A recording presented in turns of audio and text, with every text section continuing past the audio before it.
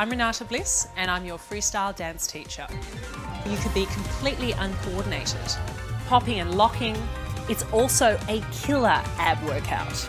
You're going to get brilliant abs from it. Bayonetta 3 had one of the rougher reveals in recent memory, with a trailer that looked drab, dated, and all around uglier than its predecessor despite coming out 8 years later. Bayonetta 2 may have been a Wii U game, but I remember it looking pretty stunning at the time, and I think it still does. The trailer also stirred up controversy over the protagonist's longtime voice actress being replaced. Instead of Helena Taylor, Bayonetta was now to be played by Kiefer Sutherland. The story snowballed into accusations of Platinum cheaping out and not paying its actors fairly. In hindsight, it's hard to imagine a bigger mess leading up to launch, knowing that the game is actually very good and anything but cheap.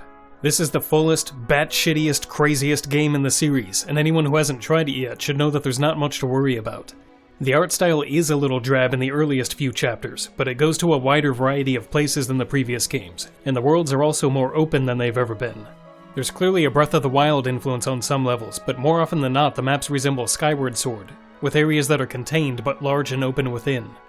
The environments are also more destructible than ever and populated with more interactive stuff. The cost of the more ambitious levels is that the quality is less consistent, and it veers between looking amazing or trashy depending on where you point the camera. It's a trade-off compared to 2.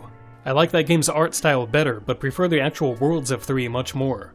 Platinum has pushed the Switch to its limits and the frame rate often can't keep up, which brings to mind how strange it is that this series has spanned 3 generations of time on basically the same hardware. They tried like hell to keep innovating as much as they could regardless, and I can't really fault them for overdoing it in a few places.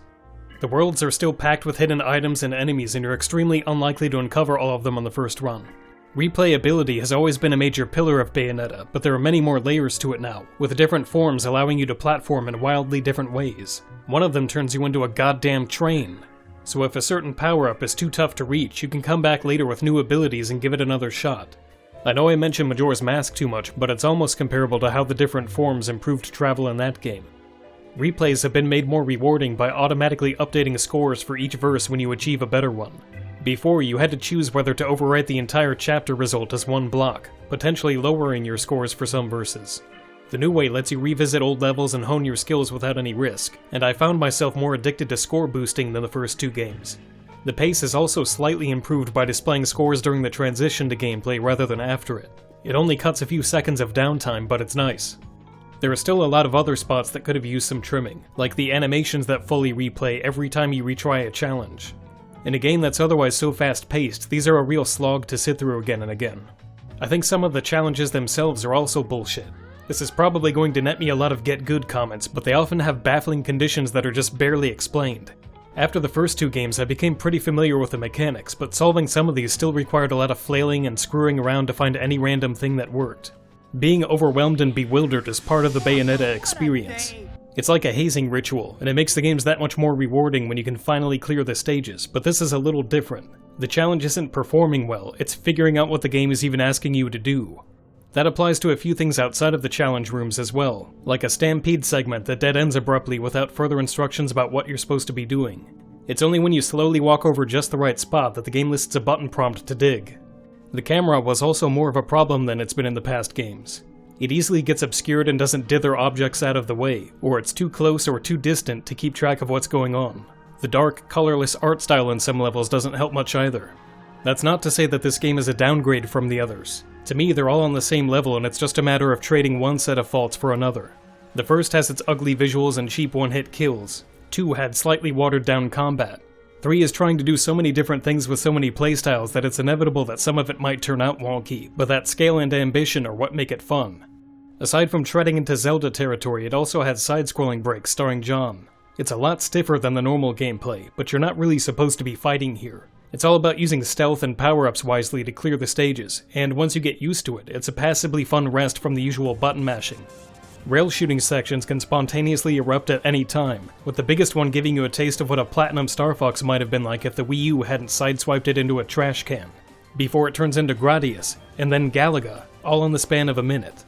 The demon allies are given a lot more focus in this game and have their own Godzilla-style fights, which are jarringly slow at first.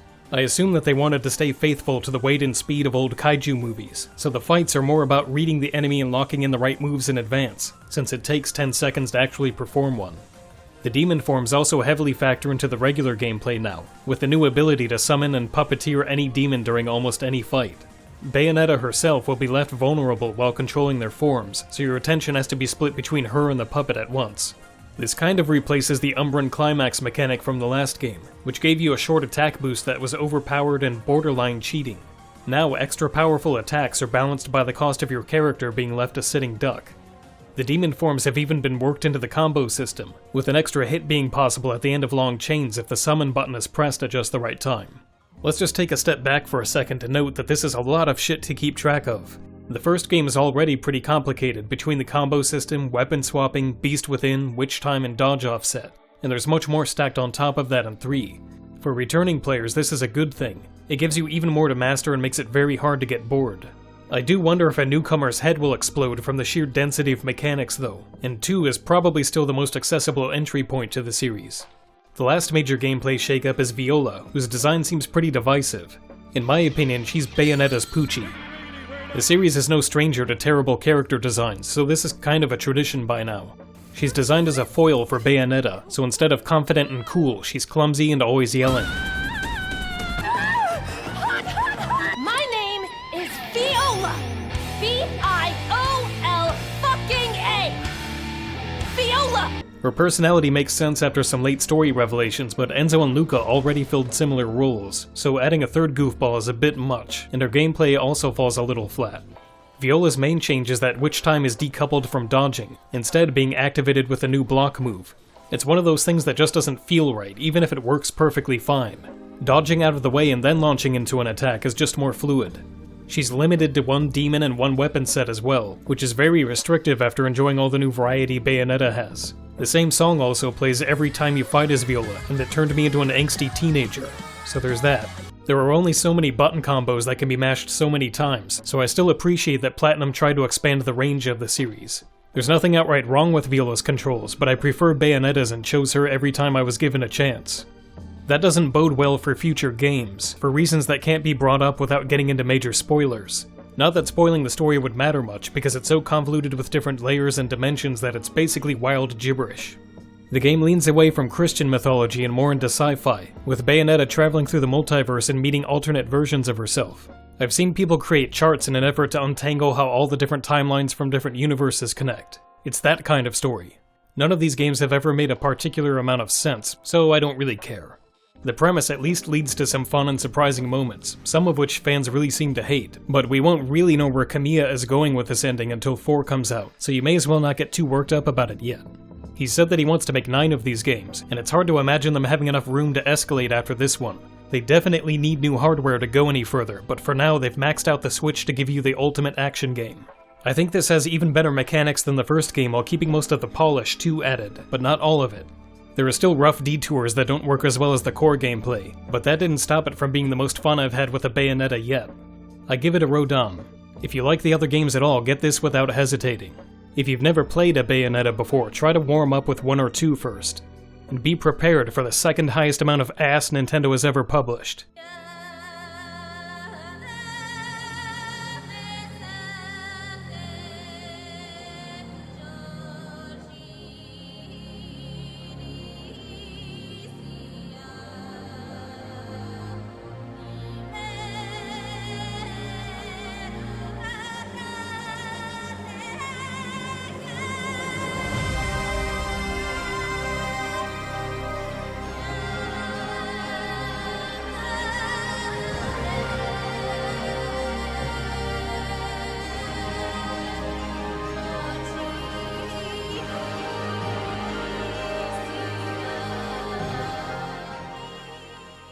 Beautiful.